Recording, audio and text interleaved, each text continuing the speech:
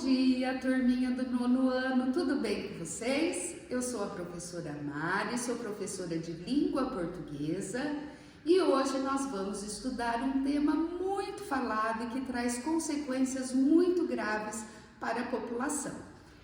A habilidade é desenvolver estratégias para reconhecimento de notícias falsas nas redes sociais, considerando, por exemplo, fonte, data, local de publicação, autoria, URL, comparação de diferentes fontes, consulta sites de curadoria que atestam a fidedignidade de fatos relatados. O objetivo da nossa aula é compreender o que são as notícias falsas, refletir sobre as consequências da divulgação das fake news, desenvolver estratégias de verificação e checagem de informação. Mas as notícias falsas, elas não são exclusividade do século XXI. Existe na história episódios de rumores falsos, mas com a chegada da tecnologia e da internet, essas notícias começaram a circular com muita rapidez, atingindo uma esfera muito grande de pessoas. As notícias falsas, elas têm uma intenção com apelo emocional e características que levam o leitor a considerar o que está lendo como verdadeiro e gerando muito mais compartilhamentos. E quais são as consequências dessas notícias falsas? Veremos aqui algumas dessas consequências. Criação de pós-verdades, estímulo da cultura do medo, gerando insegurança pública, consequências para a saúde mental, sentimento de invasão e impotência e até crimes cibernéticos. Agora nós vamos ver um exemplo de notícia falsa que circulou muito durante a pandemia da Covid-19.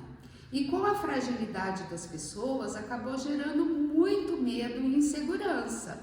Muitas pessoas ficaram resistentes e até hoje não tomaram a vacina. A notícia que circulou, uma das notícias, é que a vacina ela tinha um chip líquido e inteligência artificial para controle populacional. Então, a mensagem, ela diz que o plasma dessa vacina, que é o líquido, vem com uma codificação que traz uma leitura para a inteligência artificial. Então, eles têm o nosso controle através disso. E como se fosse um chip, mas de forma líquida, que é o plasma. Até hoje, tem muitas pessoas que acreditam nessa notícia, mas ela foi desmentida. Com o aumento da disseminação das fake news, começaram a surgir agências que verificam se os fatos noticiados na internet são informações verdadeiras ou falsas. Temos também a inteligência artificial para verificar a veracidade dessas informações. Por isso, antes de compartilhar uma notícia, devemos ter consciência se estamos lendo uma notícia verdadeira ou não, e não ir acreditando em tudo que lemos.